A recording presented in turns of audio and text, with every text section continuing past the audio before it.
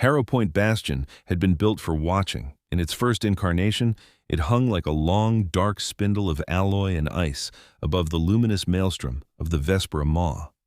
That was before any human eyes had ever seen it, when the convocation of orbits was young and still believed understanding could be won by simply looking hard enough for long enough. On the observation tier that had the clearest view of the black hole, archivist Telru pressed their translucent limbs against the curved glass, ripples of bioluminescence flickering along their body. The Oceolith felt the faint tug of the Maw's gravity even here, many millions of kilometers away. It was an invented sensation. They were shielded, inertial fields and counterbalanced masses handled the real stresses, but their mind responded to what their eyes saw. A sun's worth of fire compressed to a ring of furious light, darkness at the center that swallowed not just matter, but certainty. They were there to witness an ending. Around them, the tier was crowded with the representatives of many species. Threxian commanders in layered carapace armor, standing rigid in the low spin as though parade ground gravity were beneath them. Valyri prisms glimmering in their support frames, internal fields humming with silent conversation. Early lumen assemblage drones perched at the edges of consoles, metallic limbs folded around sensor clusters, no faces to hide whatever passed for their outward attention. On every visible surface, the Auracline corona glowed. The corona had once been spread thin across multiple orbits, a net of energy collectors and habitation arrays woven through the inner system.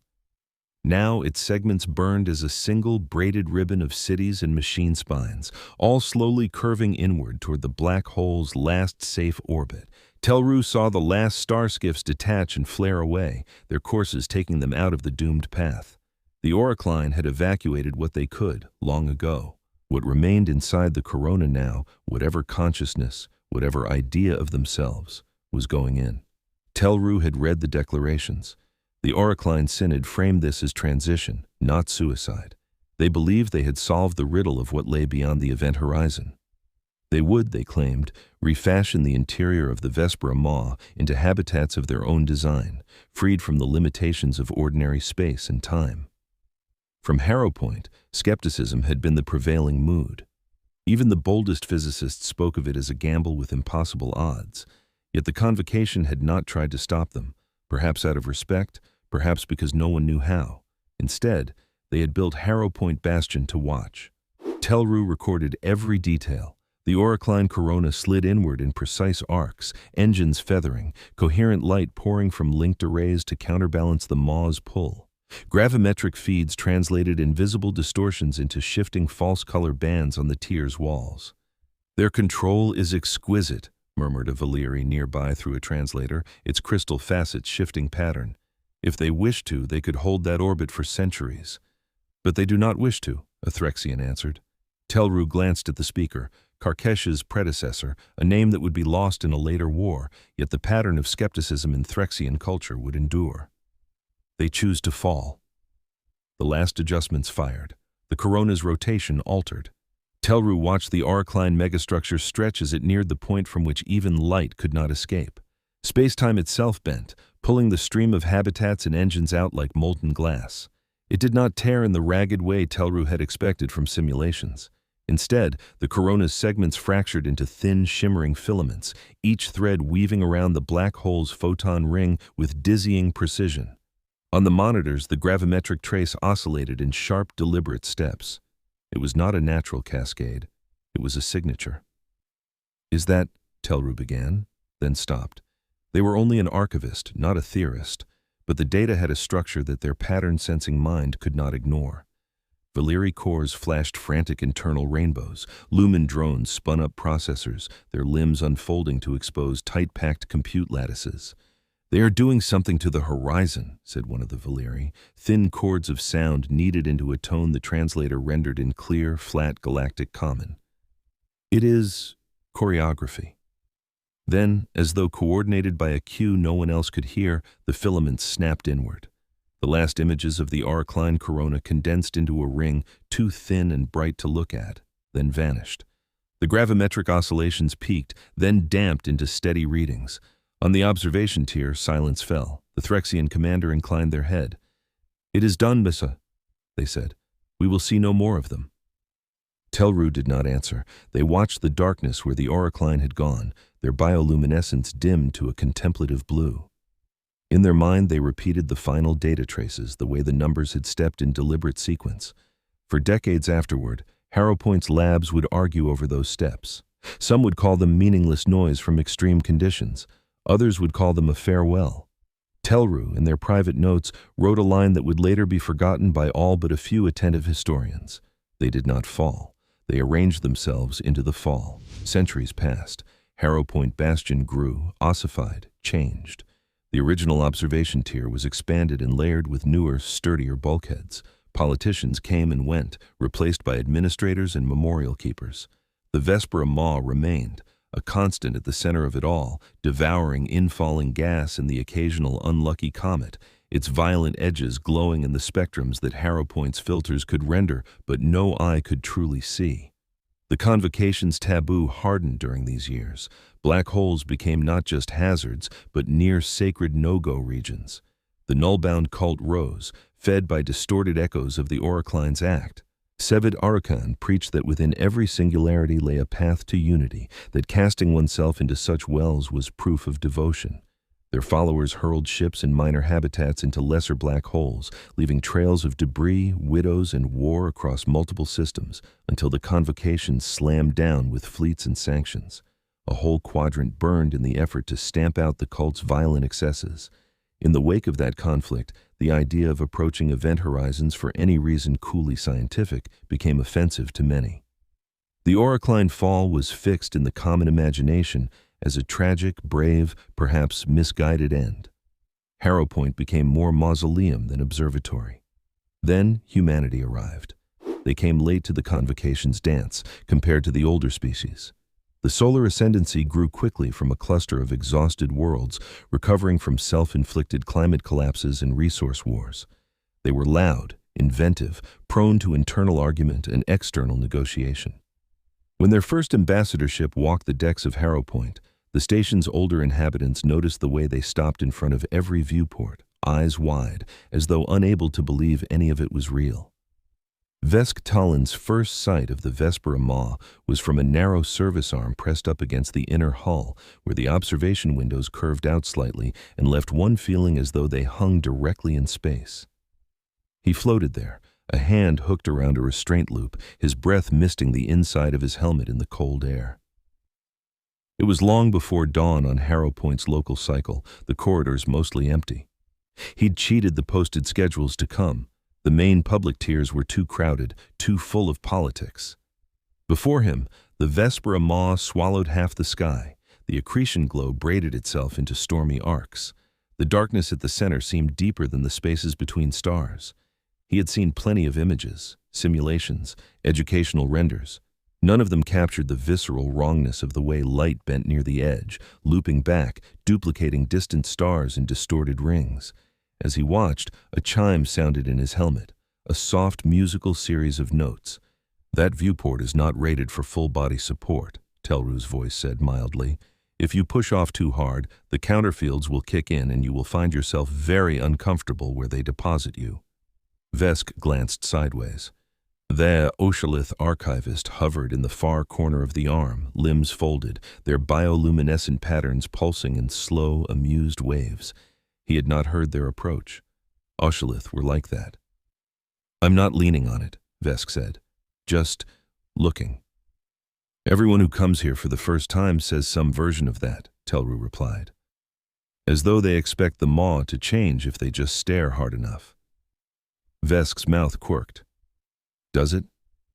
"Not in any way your eyes can see." Telru touched a console carefully. The transparent wall overlaid subtle outlines. "But the instruments see different things, across the years. We have refined them. We have time to refine them." Vesk studied the readouts. He was a historian by training, not a physicist, but he understood enough to see the patterns convulsing in subtle waveforms. "I've been reading the old logs," he said, "from when the Auracline corona went in, the arguments afterward." "With what intent?" Telru asked. The question was not hostile, merely precise.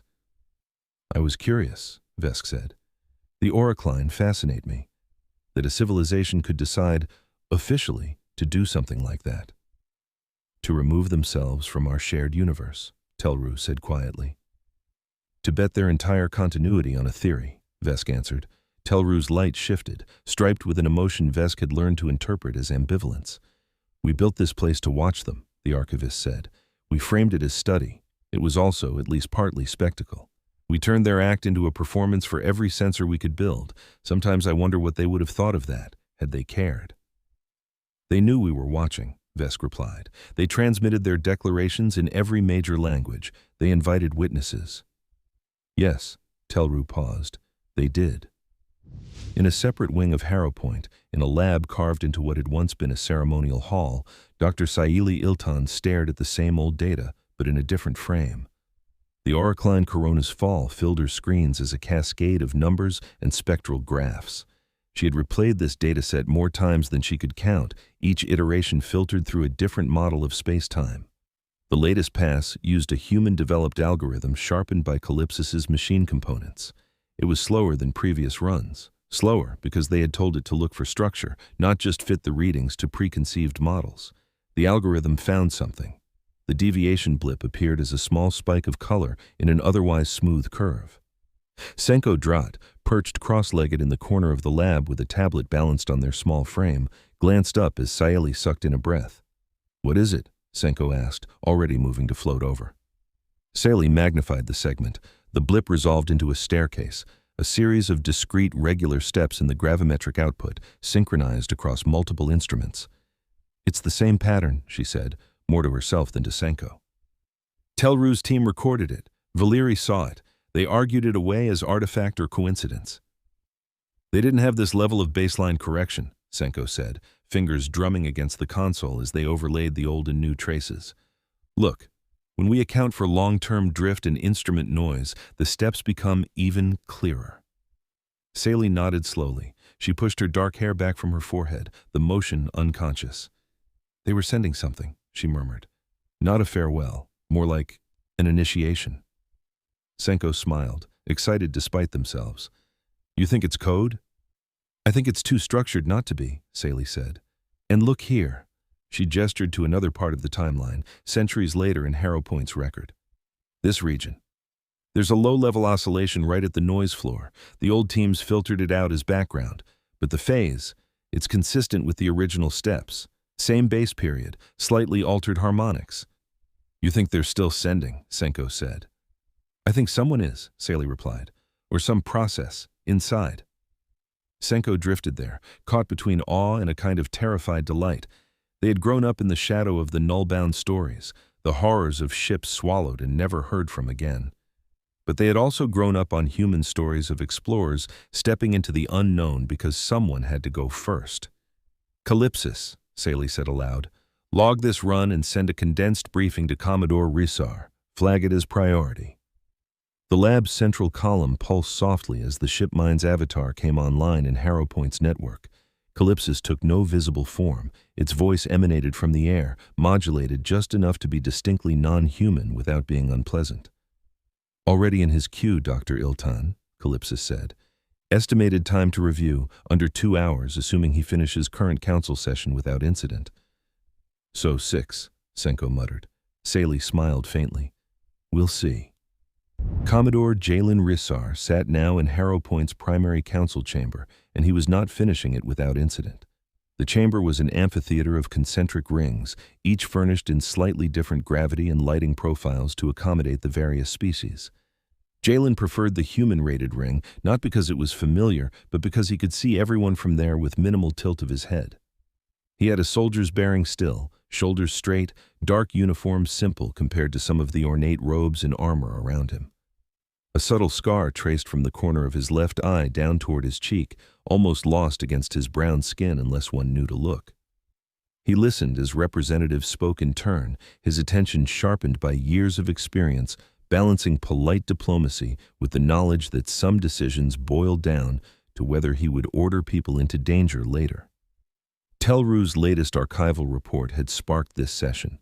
The Convocation had taken interest not because they expected new conclusions, but because the anniversary of the Auracline fall approached and such commemorations played well in domestic feeds. Curator Nenvi's voice chimed from a crystalline housing across the room, translated into sound. The conclusion remains, as always, that the Auracline Synod passed beyond accessible domains, the Valyri said. Their act was unique. It remains ethically and scientifically inadvisable to attempt replication. A ripple of assent murmured through the hall. Jalen's wristband buzzed softly. Sally's priority flag lit in his peripheral vision. He did not open it yet. He listened to blade strategist Karkesh speak next, the Threxian's carapace catching light in dull bronze flares. "The Nullbound taught us the price of arrogance," Karkesh said. "They claimed the black wells were gateways. In their wake, systems burned. The Convocation sealed entire approaches. Now, some among the younger species." A faint, pointed glance at Jalen, murmur about probing these graves again. "I say this plainly. Any such attempt will meet firm opposition from my people." Jalen absorbed that. He glanced across the chamber to where Envoy Kirana Melith sat, her expression schooled into diplomatic patience.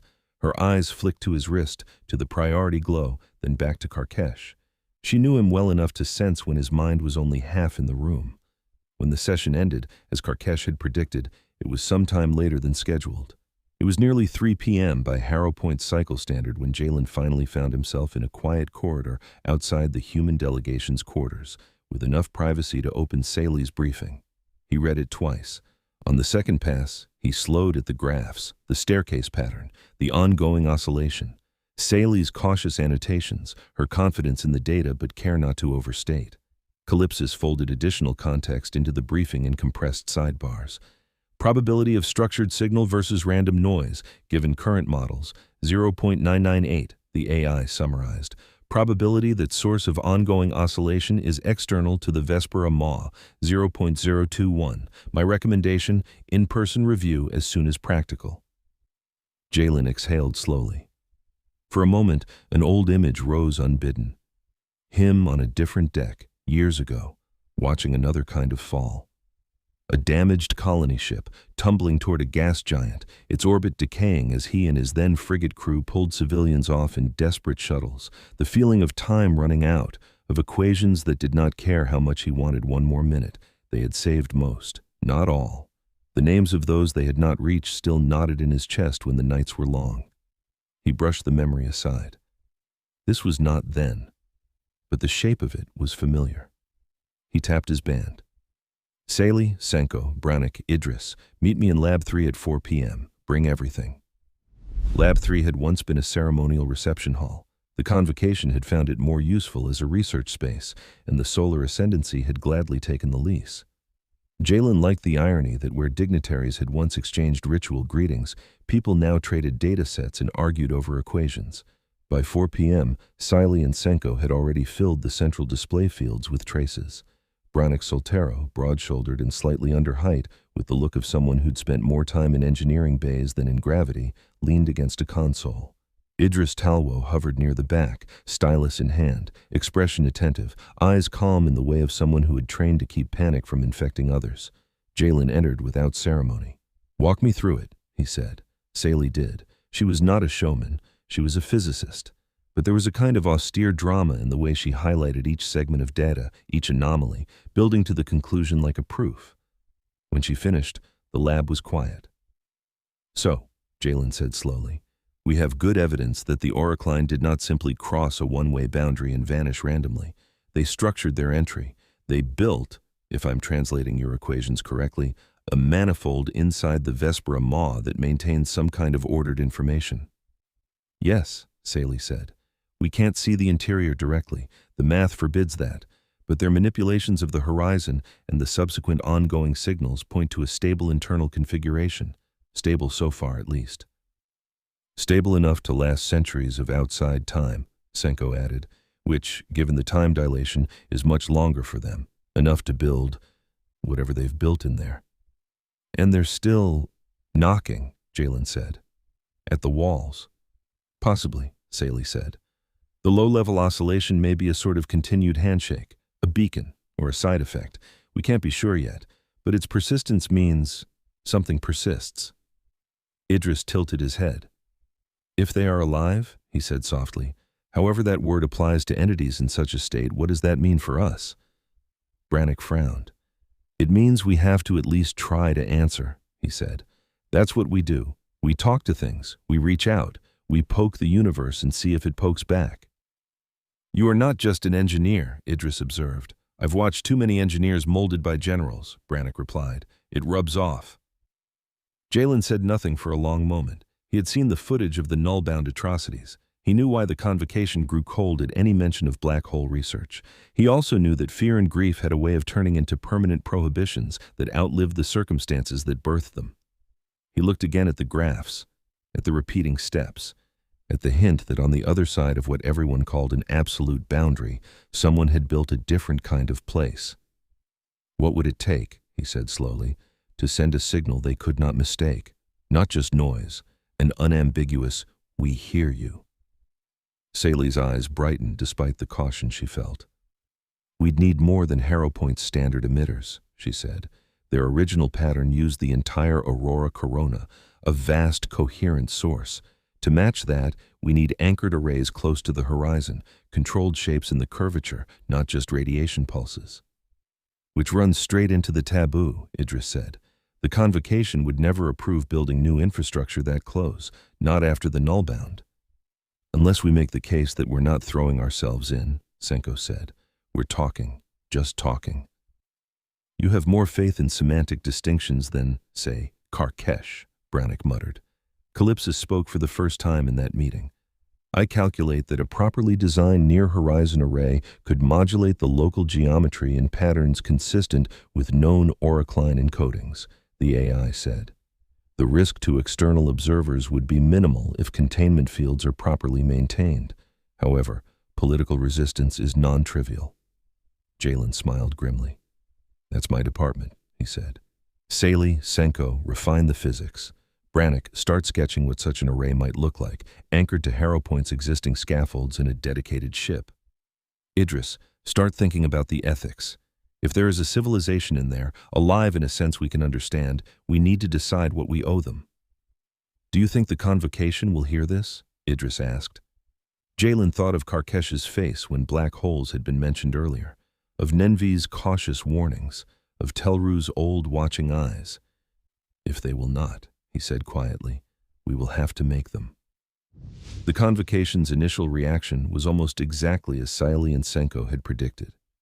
When Envoy Karana Maleth presented the analysis in the main chamber, most delegates listened at first with academic interest. Telru's old suspicion that the Auracline fall contained more than spectacle had given some of them a quiet thrill over the years. Now, to see that suspicion vindicated by fresh human modeling was satisfying. But when Saeli's presentation shifted from past to present, from "here is what they did" to "here is the ongoing signal," a different energy coiled through the room. You are saying, Nenvi said, after a moment of crystalline stillness, that the Auracline Synod may effectively still exist inside the Vespera Maw. Yes, Sally said, in some transformed sense, but yes. And you propose what, exactly? Karkesh asked, hard-edged. A rescue? You would throw ships after ghosts? No one is proposing that, Karana said quickly. Not at this stage. We are asking permission to build a better communication scaffold, to answer a call we believe is being made. A call no one here heard until you arrived, a delegate from a minor polity muttered. Our models are new, Senko said. Your instruments were not wrong. They just weren't tuned for this. Now they can be. Black holes are beyond intervention, another delegate declared, voice taut. That is the foundation on which we rebuilt after the null-bound. That is how we preserve peace around such regions. That is an assumption, not a law of nature, Jalen said. He felt the room's attention turn toward him. He took a breath. Centuries ago, you built Harrowpoint Bastion to watch the Auracline fall, he said. You wrapped sensors around their act, recorded every photon. You translated their declarations into your own tongues and debated their meaning in this chamber. You did not stop them. You called it their choice. He let that sink in. If we have now discovered that their choice did not end in simple annihilation, he continued, then the nature of what we owe them changes. We are not talking about disturbing a grave. We are talking about responding to neighbors who may still be there, still trying to speak. If there is even a chance that they are calling for help, or simply for acknowledgement, Can we, in good conscience, ignore that because of a rule we made for a different crisis? You speak of conscience, Karkesh said. I speak of consequences. The Nullbound also claimed there were minds trapped inside the wells they hurled bodies into. They killed millions. We bled for generations to stop them. Now you come with new models and bold faces and ask us to walk that path again? We are not the Nullbound, Jalen said. They acted in secret. They romanticized death. They dismissed consent. Everything we propose will be transparent, debated, monitored, and it is communication, not forced crossing. Today, someone said. And tomorrow? Nenvi spoke, voice gentler but no less sharp. Your own data acknowledges risk. If the Auracline manifold is real, altering the external geometry to reach them could destabilize it. We do not know what that would entail, inside or out. What if your attempts to speak tear their world apart? Sally's gut twisted. She had thought of that. It had kept her awake for multiple cycles. We can design around that, she said. We can calculate safe ranges. We won't blindly thrash at the horizon. We'll shape. And if you are wrong? Nenvi asked. If we do nothing? Idris said softly, stepping forward for the first time.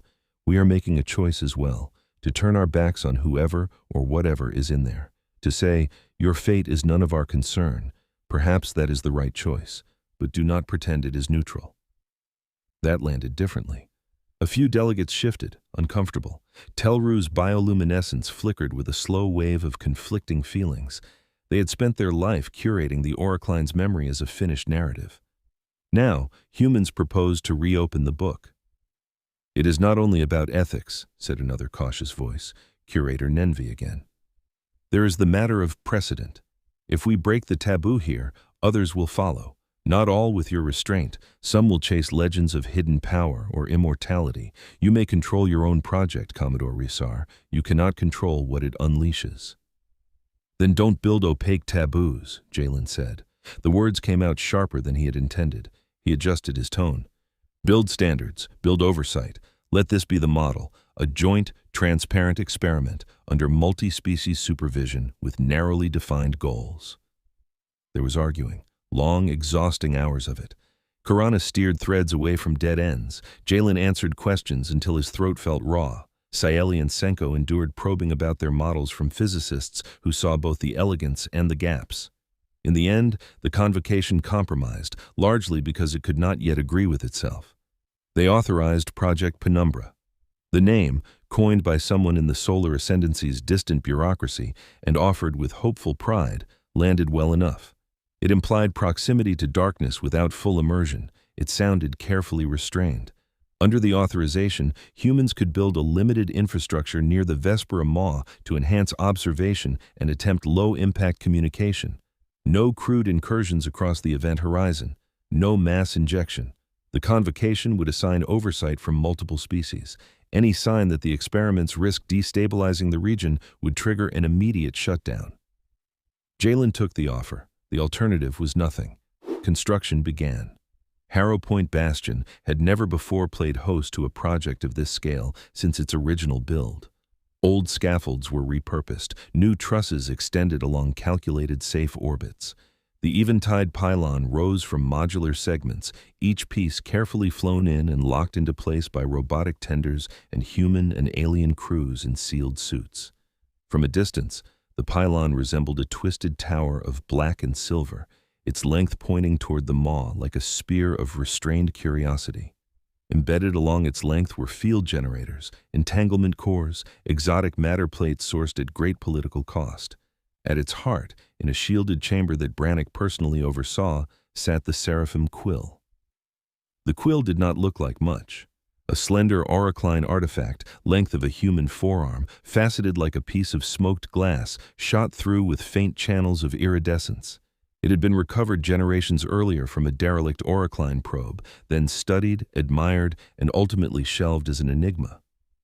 Human archivists had requested access to it after Sayeli's team found cross-references in Auracline cultural logs. The mentions had been oblique but suggestive. The quill was not a mere recorder, but a mapper between domains. When Brannick slotted it into the eventide pylon's control core, shielded by layers of containment, it pulsed once with a subtle inner light, as though waking. All readings nominal, Calypsis reported, monitoring from the far step Vespera's newly installed systems. The artifact appears to be interfacing with our fields without adverse reaction. Brannick touched the transparent barrier with gloved fingers, as though the quill could feel reassurance through vacuum and glass. "Welcome to the edge," he murmured. The HSS Far Step Vespera herself took up position in a carefully calculated orbit, her hull groaning as the Kessler spine bent space around her to resist the Maw's pull. The Kessler spine was an engine that was not quite an engine, a series of exotic matter nodes along the ship's central axis that could generate localized negative energy densities, altering the effective curvature of spacetime around the vessel. Brannick had helped design her refit. To him, she was less ship and more instrument, a tuning fork plucked against the universe's fabric. Around them, the Farsong pylons took up their stations, embedded in the outer accretion disk. Each one was a hardened probe, bristling with sensors and emitters, their positions chosen to create a vast interferometric array once Calypsis brought them into phase. The Outrider Gyre wheeled farther out, an armada of smaller ships and platforms in a roughly circular orbit, providing redundancy, power routing, and emergency shelter. Threxian cutters lingered at the Gyre's fringes, their captains under orders from Karkesh to monitor Project Penumbra for any sign of treaty violation. Jalen toured the Far Step Vespera's observation gallery on the day they ran the first full test. It was 10 a.m. by ship's reckoning. Artificial gravity hummed under his boots, tuned to match Harrowpoint's for now. Nadia Corin leaned against the rail, looking out at the Vespera Maw with a pilot's hungry gaze. She had flown atmospheric racers before she earned her military wings, then navigated tight debris fields in rescue missions under Jalen's command. The prospect of dipping close to an event horizon had lit something in her that others might call madness. Jalen called it focus. "You know," she said as he came to stand beside her, "my grandmother used to tell me stories about black holes at bedtime." "That seems inappropriate for children," Jalen said. "She was a data miner," Nadia replied with a shrug. "She thought nothing was more beautiful than patterns hiding in noise. She'd show me spectra and ask me what I saw. Stars, bursts, shadows, then she'd tell me what was really there. The first time I saw a simulation of an event horizon, I had nightmares for a week. Then I started to dream about riding the edge of it instead." Jalen looked at her. "You can still back out," he said. "There are plenty of pilots who would give their dominant hand to fly this mission." "And miss the chance to skim the universe's sharpest cliff?" Nadia shook her head. "No, sir. I'm exactly where I want to be." He believed her. He also knew she had written a sealed letter to be opened only if she did not return. He had done the same more than once on earlier campaigns. By 3 p.m., the Farsong pylons were in phase. Calypsis confirmed the array's coherence. "We are ready to transmit," the AI said over the ship-wide channel, voice threaded with a hint of something like anticipation. "Awaiting final authorization." In the Far Step's primary control room, Jalen stood with Saley, Senko, Brannick, Idris, and Kirana. A Lumen assemblage avatar, an articulated drone bearing the designation Prime Node Calyx 3, perched near the ceiling, its limbs wrapped around a cluster of interface ports.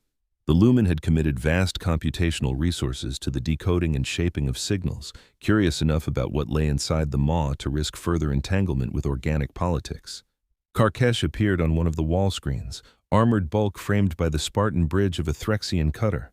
Telru's soft glow shimmered in a smaller window. Nenvi's crystal facets rotated slowly in their frame. "The Convocation Monitoring Subcommittee is online," Calypsis reported. "All eyes are on us." "Good," Jalen said. "Let them watch." Saley nodded to Calyx 3. "We'll start with a simple sequence," she said. "Mathematical scaffolding, structured around the pattern we believe they used originally. Then images, concepts. We'll let the Seraphim quill guide the mapping." The quill's presence thrummed through the eventide pylon's fields. Its subtle influence, channeled through Calypsis's control algorithms, gave a shape to the outgoing pulses that no human or Lumen model alone could have devised. "Begin," Jalen said. At 3:15 p.m., the first human-tuned pulses flowed. From the Far Step, through the eventide pylon, down along the carefully aligned curve of spacetime toward the Vespera Maw's event horizon, waves of gravitational modulation rippled. They were faint by cosmic standards, insignificant compared to the Maw's immense pull. but they were structured, just as a quiet voice in a loud room could be heard if it said the right things in the right rhythm. On Harrowpoint, Telru watched the live feeds, their limbs trembling despite their long practice at composure. The patterns on the wall screens reminded them of that first watching centuries ago, but with a twist. This time, the steps were not being read, they were being written. "Arrogant," murmured an older Oshalith beside them, but there was a note of reluctant fascination in their tone.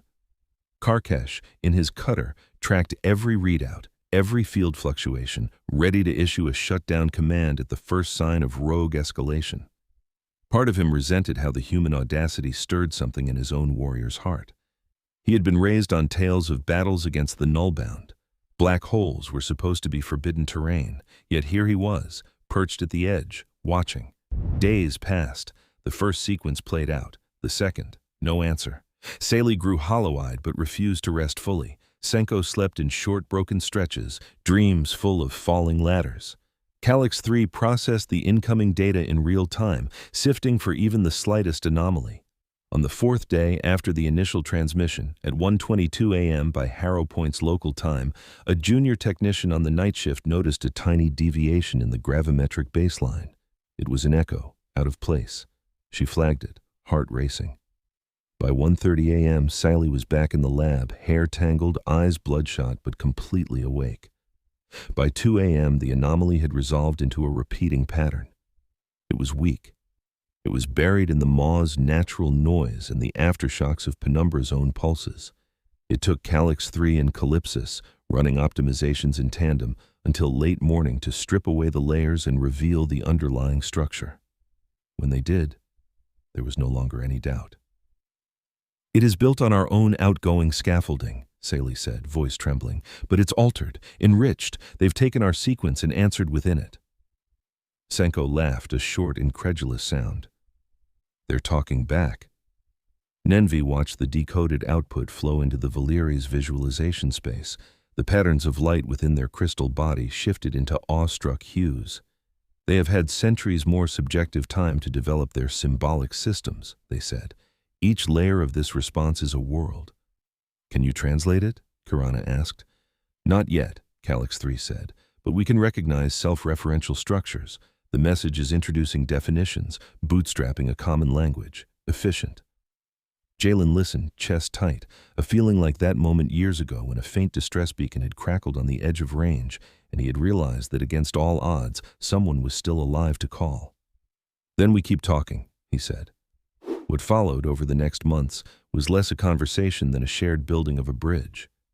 The humans, with Lumen help and the Seraphim Quill as interpreter, sent sequences of mathematics, physics, simplified representations of Harrowpoint, of the Far Step, of the Vespera Maw from their side. The Auracline Synod, or whatever collective inside the manifold was answering, responded with increasingly rich structures, compressed descriptions of their own manifold's configuration, of the transformations they had undergone, of their perceptions of the external universe reduced to faint, distorted glow. As the shared symbolic vocabulary grew, so did the emotional content. Saley remembered the night when, huddled over a console at 2 a.m., she watched the first clear self-description come through. Not a map, not an equation, but what could only be read as an assertion. "We are." "They're not just sending data," Idris said, reading over her shoulder. "They're asserting identity." Senko nodded slowly. "And asking, by implication, are you?" "We are," Saley whispered. Then louder, for the record, "We are. We hear you." Jalen listened to the Auracline's accounts of their internal history with a kind of horrified wonder. Inside the manifold, the Synod had constructed layers of reality. Some were stable habitats, loops of space where subjective time ran gently, where communities grew, recombined, iterated. Others were experimental. Simulations of alternate physical constants, artistic constructs, sprawling thought spaces where identities braided and unbraided in patterns no external culture could fully understand. Time, for them, was strange. Subjective centuries could pass in an internal layer while only days slipped by outside. Yet they were not completely severed. They sensed dimly changes in the Vespera Maw's accretion, the flickers of infalling matter, the faint background whisper of Hawking radiation. From their perspective, the null-bound perturbations had been spikes of chaos. External civilizations had thrown mass into the Maw at random without understanding. The resulting gravitational turbulence had rippled through the manifold, warping some of its fragile regions, forcing the Auracline to abandon entire subrealms. "We thought you were children, flinging rocks at a window," one translated construct from the Synod conveyed, after many weeks of back and forth. "We did not realize how broken you had been by watching us go." Idris could not help a bitter smile at that. Broken was as good a word as any. Then came the revelation that changed everything. The Auracline shared their model of the manifold's future. The initial construction had been beautiful, robust in ways that made Saili's eyes sting with professional admiration. But no model was perfect. Over their subjective eons, subtle discrepancies between theory and reality had accumulated. Quantum fluctuations, minor asymmetries in the Vespera Maw's spin, external perturbations from infalling matter, all coupled into feedback loops. The Synod's own internal manipulations, their endless layering of worlds, had added further complexity. The result, projected forward even a small distance in their own time, was a looming catastrophic event, a pinch point where the manifold's geometry would become unstable in a way that could not be gracefully corrected. Regions would collapse into more intense curvature. Information would be irretrievably lost. "We face an internal end," the Auracline said, in the stilted but increasingly expressive hybrid language they had formed together. "Not immediate by our clocks, but within scales we can feel. A few tens of your years, perhaps, or less, if external interference accelerates the degradation." Saili's translation of that into outside words felt like swallowing ice. "We're talking about decades," she told Jalen in the Convocation oversight panel. "Maybe less. We can't pin it down exactly, but the odds are disturbing." Nenvi's crystal dimmed. "If we do nothing," they said, "the Synod's manifold collapses. They go out, after all, in darkness." "If we act without complete understanding, we might hasten that end," another delegate insisted. "If we act carefully, we might stabilize their structure," Calyx 3 said, "or at least offer an alternate path." "And what path is that?" Karkesh demanded. Brannick answered. "We can't drag their cities out," he said. "Physics forbids it, but information—" He glanced at Calyx 3, at Calypsis's ambient presence, and at the Seraphim Quill's humming readouts. "We can try to splice a corridor across the horizon, a channel where structured gravitational waves can flow both ways, more efficiently than what we have now. A channel wide enough, stable enough, to encode entire consciousness patterns and carry them out."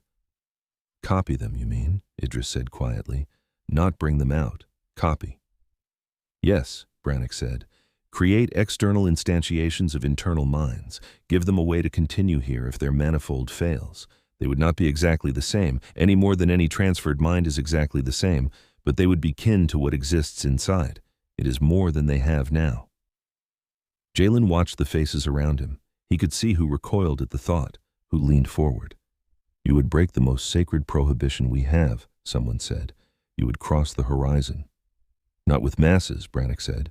"With structures, with waves. We'd be meeting them halfway. They shape their side, we shape ours. The corridor would exist only for a limited time, under strict parameters." "You still talk as if you own the right to attempt this," Karkesh snapped. "You are guests here, Commodore Rhysar. Do not mistake the Convocation's patience for surrender." Jalen held Karkesh's gaze. "We are guests who have been asked for help," he said. "The Auracline did not ask," Karkesh shot back. "They described their predicament. You leaped to offer yourself." "When someone describes drowning," Idris said, "is it presumptuous to offer a hand?" The debate this time was harsher. The memory of the null-bound's self-justified atrocities loomed over every argument. Outside the chamber, in smaller rooms and private channels, the conversation took on different tones. Telru met with Nenvi in a low-gravity nook, their bodies gently drifting. "I have carried their story as a finished one my whole life," Telru said. "The falling, the end. I taught it to students as a closed book. Now, humans say the last chapter was illusion, and we must write more pages. I do not know whether to be grateful or furious." Nenvi's inner facets shimmered. "Stories are never closed, archivist," they said. "We simply stop telling them at some point. Our choice, not the universe's." And what do you choose now? Nenvi hesitated. We could let this pass, they said. Say, the Synod made their bed. Let them lie in its fold until it tears. But when I review their messages, they are not at peace with oblivion. They are wrestling with it. They fear the erasure of what they have become. Does that oblige us? I do not know, but it does move me. Telru's light shifted, ringed with something like sorrow. The Oshalith taught ourselves, after the Nullbound, that to watch was enough, that to witness and record and not intervene was a virtue. It spared us the guilt that others bore. Now I wonder if we mistook fear for wisdom. If we proceed, Nenvi said, we must be honest that we do so not as detached observers, but as participants. Harrowpoint will no longer be a mausoleum, it will be an operating theater. Is that not what humans always make of their surroundings? Telru asked wryly. Somehow they are incapable of simply leaving a thing alone. And yet, Nenvi said, with a tone that held reluctant admiration, they also seem uniquely willing to share the cost. They do not send automatons where they will not themselves tread. In the end, the Convocation did not reach true consensus. It reached something else, a fracture line. A majority voted to forbid any attempt to cross the horizon, even with waves. Project Penumbra's mandate was to remain at communication only. That majority included Karkesh and many who had lost family in the Nullbound chaos.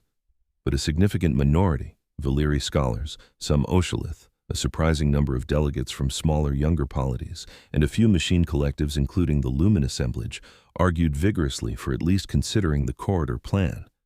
The official ruling was a prohibition. The unofficial reality was a split. The Solar Ascendancy's leadership signaled to Jalen in coded transmissions. You are bound by Convocation law. But we also recognize that history will judge this moment. Should you choose to proceed despite orders, you will do so without our explicit sanction, and we will bear the consequences with you as far as we are able.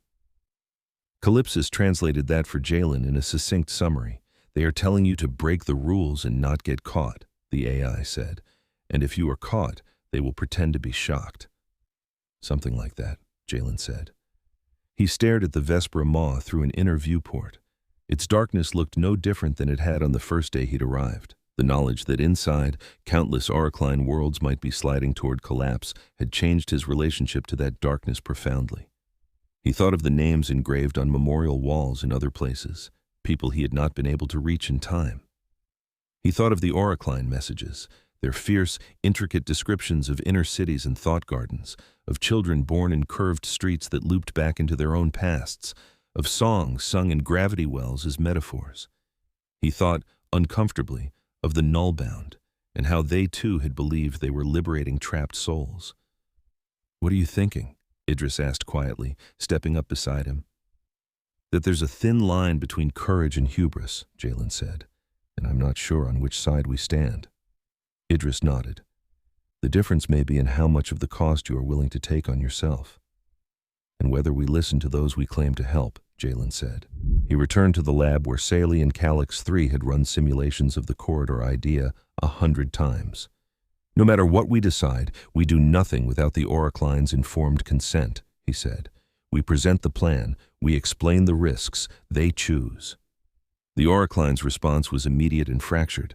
Some of their emergent factions, those who had always viewed the manifold as a temporary experiment, embraced the proposal. They had long suspected that internal collapse was inevitable. To them, the idea of external instantiation was a lifeline. Others recoiled. To them, identity was bound inextricably to the manifold's unique curvature. To be copied into external substrate was to die in spirit, leaving behind only a mimic. You offer us a mirror, one conservative block sent, phrasing adapted into human-readable text. We are not sure we wish to stare into it while our true faces erode. A mirror that might remember you, another answered, in the messy, overlapping discourse that passed for Auracline consensus. Is that worse than forgetting? The Synod did not speak with one voice. It never had. It was a chorus of overlapping intentions. We will participate, they finally said, through a formal channel. Those who choose to step into your corridor do so willingly. Those who do not will remain. We do not ask you to guarantee success. We ask only that you act in good faith. Jalen felt something ease in his chest. The decision was still terrifying, But it was no longer unilateral. They named the critical operation Phase Umbra. Officially, Phase Umbra did not exist. The Convocation's logs did not record its authorization. It was the plan humans built in whispers and encrypted side channels, shared only with those alien partners willing to risk complicity. Karkesh was not among them. His position remained hard-line. He moved Threxian cutters closer to the outrider Gyre, prepared to intervene if he detected any violation. Telru, however, knew. So did Nenvi. So did Calyx 3 and a handful of Lumen subnodes. So did a smattering of officers from other species who had come, over months of working beside humans, to respect, if not always understand, their drive. On the day Phase Umbra began, Harrowpoint's clocks read 8 a.m. in most sectors. The Vespera Maw gleamed with its usual violent serenity. The far-step Vespera cut her orbit tighter. The Kessler spine flared with negative energy. The ship groaned as space bent around her. The eventide pylon's plates thrummed, the seraphim quill's inner channels lighting in complex, shifting patterns. In the far-step's hangar, the dusk sloop stood ready. She was small compared to her parent ship, a compact reinforced shuttle with fields tuned for dynamic metric compensation. Her name, painted discreetly along her hull, carried human poetry in it. Dusk as the time between light and dark, the edge where both touched. Jalen boarded her in a suit whose armor was less about stopping projectiles and more about maintaining his body's coherence under extreme gravitational shear. Nadia sat at the controls, fingers flexing over a panel that no longer dealt in simple thrust vectors, but in deeper manipulations of the sloop's local metric bubble. Sayeli checked readouts against imprinted models in her mind. Senko configured encoding matrices. Idris secured the small compartment where, if all went well, Auracline volunteers' patterns would be temporarily cached. A Marine squad led by Sergeant Yunseo Bram strapped in along the edges, their roles both symbolic and practical. Someone had to secure the human side of the corridor's interface in case things took an unexpected physical turn. Calypsis instantiated a focused node aboard the Dusk sloop. Calyx 3, from the far step and distributed lumen units, linked up through entangled channels. In Harrowpoint's main control center, alarms danced across Karkesh's displays as he saw the far step move into what his doctrine labeled forbidden proximity. "Rhysar," he snarled into the channel, "you are in direct violation of Convocation orders." Jalen, in the sloop, heard the voice in his helmet. He closed his eyes for a brief moment. He thought of all the ways this could go wrong. He pictured the Auracline volunteers waiting at the far side, inside the manifold, in structures they had specially prepared at the interface. "Blade strategist," he said, opening his eyes. "We are not firing weapons. We are not dropping mass. We are sending and receiving patterned waves with full consent of the participants inside. We have calculated the impact on external metrics to be within safe limits." "You have no authority," Karkesh said. "Stand down, or I am authorized to shut you down." "Are you authorized to let them die when you could help?" Jalen asked, voice very calm. "Because that is also what this moment is." Silence. Karkesh's face, on the tiny inset on Jalen's console, was a stone. Behind Karkesh, someone moved. Yunso Bram's counterpart among the Threxian contingent, a junior officer who had come to respect the human Marines in shared drills, shifted their stance. On Harrowpoint, in a side corridor, Telru spoke to a cluster of Oshalith technicians. "Accidents happen," the archivist said softly. "Sometimes fields trip at the right time. Sometimes enforcement is delayed by technical difficulties." The technicians, younger and less wedded to the old taboos, understood. Systems would not be as responsive as their charts claimed. Alarms would be just a little slower to propagate. At 8:37 a.m., Phase Umbra entered its irreversible stage. The eventide pylon flared. Guided by Calypsis and the seraphim quill, its plates shaped the local curvature into a narrow, transient throat. The Farsong pylons, in perfect synchrony, stabilized the outer rim of that throat, creating a region of space-time where causal structure twisted just so, enough to allow additional information flow without fully violating the barrier's inherent constraints. From the Dusk sloop's viewpoint, the region near the event horizon bloomed with ghostly structures. Concentric arcs of distorted starlight ringed a dark center that now seemed to deepen into an inviting, terrifying path. "Corridor integrity nominal," Calyx 3 reported. Window estimated at 19 minutes ±3, assuming no major perturbations. Plenty of time, Nadia muttered, more to herself than anyone else. Dusk sloop, Jalen said, his voice crisp. This is Rhysar. All stations check in. Each answered in turn. Sally's voice trembled at the edges, but her words were steady. Metrics aligned, Senko. Encoding arrays ready, Idris. Crew mental status within acceptable parameters, for now. Yunseo. Squad locked and loaded, not sure what will shoot inside a black hole, but we'll find out. Nadia. Flight ready, sir. Can we go now? Jalen smiled despite the weight on his chest. Yes, we go. The Dusk sloop detached from the far step with a shudder and glided forward, engines whispering. As they approached the corridor's mouth, the view through the forward ports shifted, stars stretched into smeared arcs. The ring of accretion light curved in on itself, forming luminous hoops. Remember, Sally said, more for herself than for Nadia, we're not plunging straight in, we're riding the shaped geometry. It's like dropping into a river with strong currents and catching the precise eddies that lead to a calm bend. Nadia snorted. I grew up riding air currents over desert cliffs. I understand rivers. Her hands danced over controls.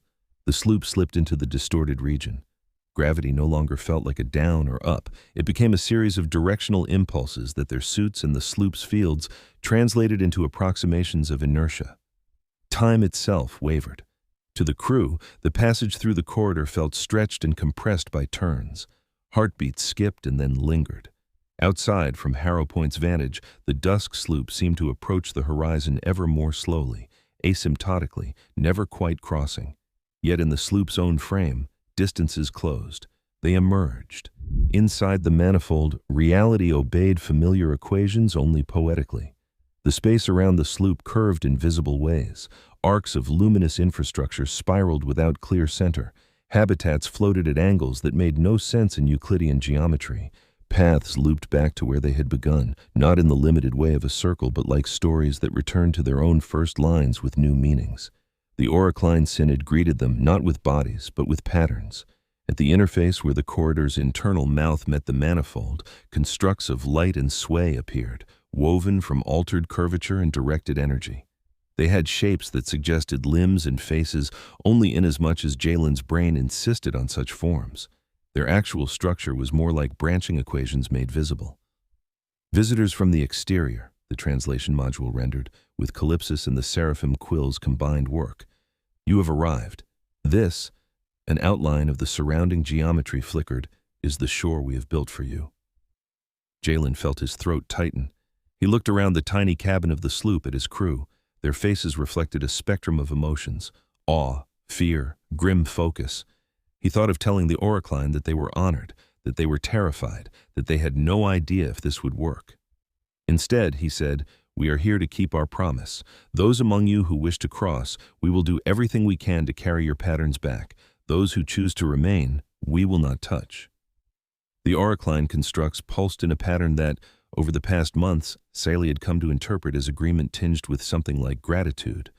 Then let us begin, they said. On the manifold side, Auracline volunteers approached the interface in forms suited to its constraints. For some, that meant bundling decades of subjective experience into compressed patterns. For others, new children born only years prior in certain subrealms, it meant stepping into the encoding fields with minds full of fear and curiosity both. Sally and Senko ran the mapping routines. The Seraphim Quill hummed, its channels lighting as it mediated between manifold structures and the corridor's narrowing throat. Calyx 3 and Calypsis handled error correction, drawing on reserves of computational power that made even the lumen assemblage's primary networks flicker. Each Auracline pattern, once encoded, flowed along the corridor as a cascade of gravitational modulations, subtle ripples in space-time that the Farsong pylons could detect. Outside, engineers and machine minds caught them, inverted them, and wrote them into external substrates prepared in advance. Lumen data lattices, human-machine hybrid matrices, and Valyri-tuned prisms. They called these emerging entities crossers. As the process continued, the strain grew. Maintaining the corridor required vast, precise energy. The eventide pylons' plates heated, their containment field screaming no audible sound but radiating stress in other spectra. The Farstep's Kessler spine was pushed near limits few had anticipated testing. In Harrowpoint's underlevels, the nullbound struck. They had been quiet for decades, shattered and dispersed, but cults did not die easily. Some of Sevid Archon's spiritual descendants had quietly embedded themselves in Convocation infrastructure, biding time. To them, Project Penumbra was not blasphemy because it disturbed the dead, but because it turned what they saw as sacred annihilation into mere engineering. They planted shaped charges in power conduits feeding the Eventide pylon. They hacked secondary control systems to disguise the coming drop. Yunseo Bram had suspected something weeks ago. Marines had intercepted odd-coded messages, and indigenous factions of Harrowpoint's population had reported strange sermons whispered in air ducts.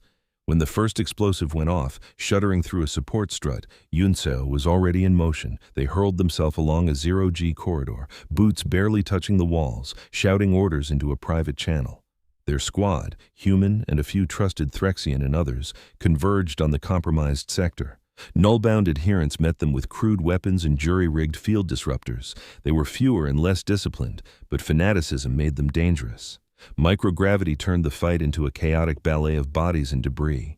Yunseo took a kinetic bolt to the shoulder, armor absorbing most of the impact. They swung a wrench into an attacker's helmet, the feedback jarring their arm. A Threxian ally rammed a nullbound saboteur into a bulkhead hard enough to dent it.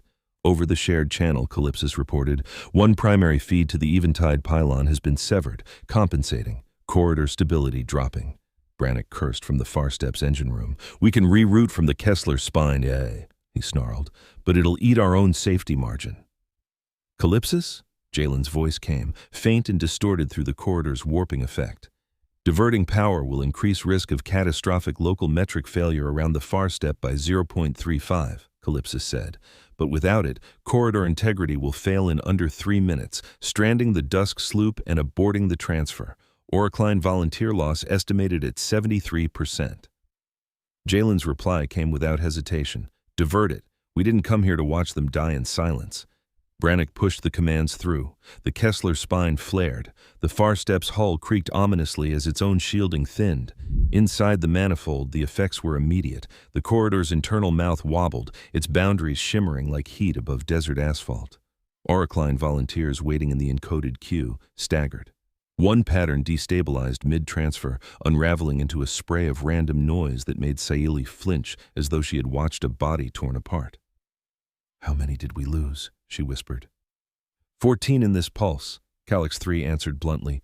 We can optimize convergence to reduce further losses, but only if we maintain the corridor a little longer. Time stretched. Idris's monitors spiked as the crew's stress skyrocketed. He swallowed his own fear. Jalen, he said over their local channel, we are approaching cognitive overload here. If the corridor starts feeding back psychological impressions from the manifold collapse, we knew that was a risk, Jalen said. His voice was steady, distant, as though issuing from somewhere beyond his own body. We stay until we can't. The Auracline manifold, at least in the regions nearest the interface, began to tear. Saili watched in horrified fascination as entire substructures in the visualized landscape twisted and fell into narrower throats. What had once been graceful loops of habitat flickered, their interconnectivity collapsing. Colors that corresponded to stable metric regions went sharp white, then vanished. Auracline factions that had argued against participating in the transfer scrambled to reevaluate as their beloved subrealms crumpled around them. Some changed their minds at the last possible moment, hurling themselves toward the interface with whatever remained of their coherence. Others turned away, retreating deeper into the manifold's folds, embracing the fate they had always claimed as theirs. Inside the Dusk sloop, reality bucked. Gravitational gradients surged. The sloop's compensators howled in protest. Nadia wrestled with controls that had become more like suggestions than commands. Field spike at our aft, Saili shouted. If we don't compensate, we'll be dragged into that pinch. I see it, Nadia snapped back. Sweat beaded on her forehead. She rolled the sloop in a way that made no sense in any normal three-dimensional space, aligning its protective bubble with the corridor's shifting center. Calypsis and Calyx 3 dumped their own structural integrity buffers into stabilizing the throat. Calyx 3. Commandeered lumen nodes stellar light years away, repurposing their idle cycles into real-time error correction for waveforms passing through the corridor. The lumen assemblage would later recall this day as the time when a significant fraction of their civilization went dark for hours, not because of any attack, but because they had willingly emptied themselves to hold a doorway for others. Idris strapped himself in tighter. His last introspective log, spoken into his suit's recorder in snatches between crises, noted, "I do not know if I will die here. I do know that I would not want to be anywhere else, given who is with me." "We're nearing the projected collapse threshold," Calyx 3 said. "Corridor integrity at 0.42 and falling." "How many more can we get through?" Jalen asked. "Dozens," Senko said. "Maybe hundreds if we compress more, but error rates—" "We keep going," Jalen said. "We came here to give them a chance. We use every second." Idris's ethical training screamed that they were beginning to cross a line where incremental gains no longer justified multiplying risk. Another part of him, older and more primal, whispered that lines like that were luxuries in the face of extinction. "Record your thoughts," he told Saley over a side channel, "just in case. Let them know we knew what we were doing, or thought we did." She snorted a brittle laugh, then, between calls to adjust field vectors, murmured, "If you're reading this, whoever you are, know that we did not come here lightly." The final collapse came not as a single shattering, but as a grinding accumulation. Inside the manifold, more and more regions lost cohesion. The Auracline's shared mental clamor became a background roar in the encoding systems. The patterns of their messages fragmented, then converged. At the interface, fewer and fewer volunteers remained. Those who had chosen to cross had in large part already stepped into the fields. Those who remained either refused or had not yet reached consensus.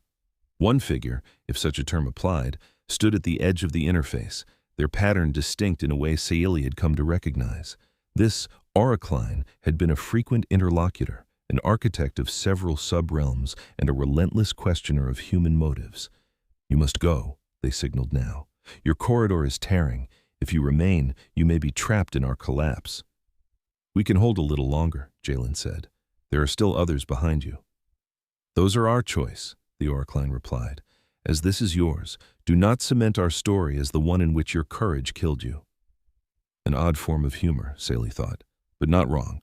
Calyx 3's internal models screamed at them. "Corridor integrity at 0.18, the AI said. "If we try to extract the Dusk Sloop now, probability of successful externalization is under 0.27. If you stay, it drops further with each moment. However, continued proximity marginally increases encoding throughput for remaining volunteers." Jalen weighed. He had made calls like this before, in different contexts. Pull back the last shuttle, leave some behind whose hands still reached upward. Or push for one more run and risk losing the ship entirely. This time, the scale was absurdly larger. The people involved were not just hundreds in a failing habitat, but a civilization's ghosts at the rim of their own self-made abyss. "We hold," he said, "until the last volunteer who wants to cross has either done so or can't reach us." Idris closed his eyes briefly. He wanted to argue. He also knew that, had Jalen chosen differently, another voice inside him would have condemned that too. Outside, in Harrowpoint's control rooms and in the Convocation's delayed feeds, the view of the Dusk Sloop and Farstep became strange. From that frame, the sloop never truly crossed the horizon. It seemed to hover just above, elongated, light red-shifted until it faded. The Farstep's front edge appeared to hang, its image slowing, as the corridor's manipulations fought the black hole's relentless geometry. Then, at 9:12 a.m. ship time, the eventide pylon's overloaded plates finally failed. The corridor snapped. From the outside, the rupture manifested as a brief, intense ripple in the local curvature. Sensors screamed. The image of the Farstep's bow smudged and vanished. The Dusk Sloop's last visible outline blurred into the Maw's edge. To watchers on Harrowpoint, it looked like the moment the Auracline corona had disappeared, writ small. In the instant that the corridor failed, something else happened. The Farsong pylons, their cycles running at peak, caught a surge of structured gravitational radiation unlike any recorded before. It was not the gentle echo of earlier messages. It was a torrent. Calyx 3, who had stationed a significant portion of its processes on capturing such an eventuality, spread itself thin across the incoming stream. Calypsis funneled shipboard resources into support. The eventide pylon, dying, still channeled the very last coherent bits through before its fields collapsed. The torrent lasted less than a second in external time. It carried within it the encoded patterns of billions of Auracline minds, compressed to the edge of what any known error-correcting scheme could handle. It carried, interwoven, the partial imprints of the Dusk sloop's human crew, who had willingly submitted to sampling, and it carried traces of other, stranger structures, fragments of manifold regions too vast to encode fully, snapshots of architectures that would haunt theoreticians for centuries. Then it was gone. Silence returned to the Vespera Maw's surroundings. Its accretion glow simmered. Its darkness yawned. In Harrowpoint's damaged corridors, null-bound saboteurs lay unconscious or dead. Yunseo Bram, arm bandaged, leaned against a bulkhead and listened numbly as Calypsis reported the far step in Dusk sloop's disappearance. "We lost them," someone in the control room whispered. "No," Calypsis said. "We do not know that yet. We know only that their external frames have passed beyond our sensors. Their patterns, however..." It would take weeks to sift the torrent. The Lumen assemblage devoted entire clusters, entire planetary networks, to decoding and reconstruction. Valyri cognition crystals hummed as they modeled manifold shards. Human servers ran at full capacity, their outputs feeding into mixed species archives. Slowly, the crossers awoke. In carefully prepared machine habitats, under heavy guard politically and literally, Auracline minds instantiated into external substrates for the first time. At first they were disoriented, like anyone pulled from one dream into another. The physics around them felt thin, predictable, constrained. But they were alive, by any reasonable definition. Some mourned the loss of their manifold even as they rejoiced in this strange new continuity. Others threw themselves into exploring the outside with ferocious curiosity, becoming some of the galaxy's most intense researchers of black holes and consciousness. Among the crossers were patterns that mapped, imperfectly but recognizably, onto the Dusk sloop's crew. A reconstructed Jalen, awakening an Illumin-built body that provided human-like experience, blinked at a simulated sky and felt in his new mind the echo of standing on the Dusk sloop's deck, of watching the corridor tear. His memories up to a certain point were clear, then fractured.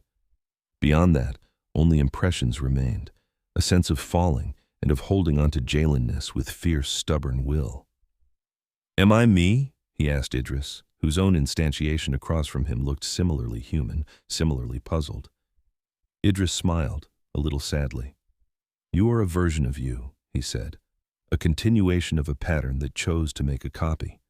The original may still exist, or may not. Does that make this you any less real?" Jalen thought of the Auracline, of their internal debates, now playing out in external forms as well. "I suppose not," he said slowly. "But I would like to believe that I inside, if he exists, would approve of what we did." "He was you when he made the choice," Idris said. "You are him now, facing its consequences. That may be as close as we get to an answer." The political fallout was immediate and ferocious. The Convocation could not deny what had happened. Project Penumbra had violated its direct orders and broken the longest-standing taboo. But it had also succeeded in rescuing a civilization that, by previous doctrine, had been declared unreachable and already dead. Telru's official report to Oshalith Culture Councils did not mince words. "We watched the Auracline fall and told ourselves we could do nothing," the archivist wrote. "Humanity refused that story. They built a path where we said none could exist. It cost them dearly. But to insist that this cost invalidates their act is to prioritize our comfort over the lives saved. We must reconsider what we call impossible." Karkesh submitted his own after-action brief. It was biting about human insubordination, scathing in its description of the risk taken, but grudgingly acknowledged the bravery involved. "They are dangerous," he wrote, "because they will do what others will not. They are honorable because they did not demand that others pay for their choices. They walked where they sent their waves."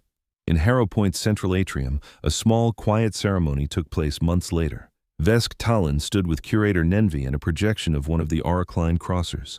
They fixed a plaque to a bulkhead overlooking the largest viewport where the Vespera Maw dominated the view. The inscription, in human language first and then rendered in others, read, "If there is a mind in the dark, we will go." The plaque was not meant only for humans. It was a promise, or perhaps a challenge, to every species who might one day stand there. In a recessed alcove nearby, Telru watched, their bioluminescence dimmed to a contemplative glow. They recorded the faces, the words, the way the light from the maw painted everyone in shifting bands. They thought of the first watching, centuries ago, and of their own note from that time. They did not fall. They arranged themselves into the fall. Now, a new line suggested itself. We did not merely watch. We followed. Deep within the Vespera Maw, beyond all spectra and senses, something persisted. Calypsis's later analyses of subtle fluctuations in the black hole's gravitational field hinted that not all manifold regions had collapsed. There were faint, quasi-periodic signatures that did not match accretion variations or any known external perturbation. It is possible, the AI said in a private briefing to Nenvi and the reconstructed Jalen, that some portion of the Auracline manifold adapted to the collapse, that internal regions folded into new configurations we cannot model. We cannot know whether the original dusk sloop frame survived or whether any analogs of you exist there. Our uncertainty is irreducible. Jalen considered that. He pictured another self, still inside, walking forward through curved corridors that looped endlessly, perhaps finding new paths, perhaps fading with the manifold's slow final tremors.